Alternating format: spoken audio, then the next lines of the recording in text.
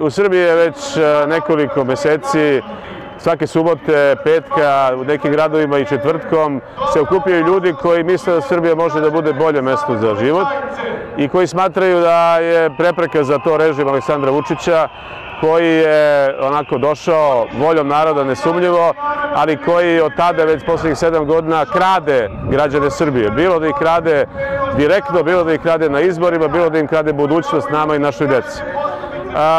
Stopa kriminala je povećana, korupcija nikad veća, imamo masu afera koje nisu nikad zatvorene, od njegovih rođaka do najviših ljudi iz njegove partije, iz njegove vlasti.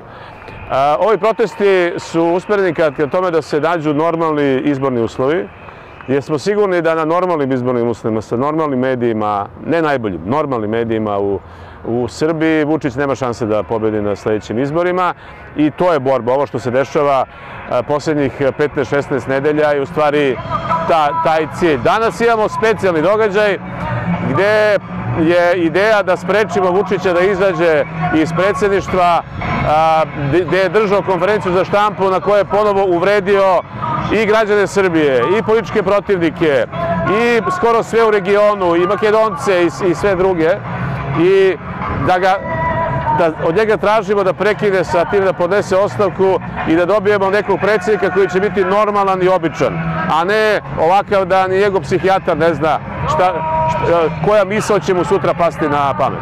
Mislite da će biti mirni proteste, će ostati mirni? Što se nas tiče, bit će mirni ako druga strana pokrene nešto što bi bilo nasilje. Naš posao je da odgovorimo na adekvatan način.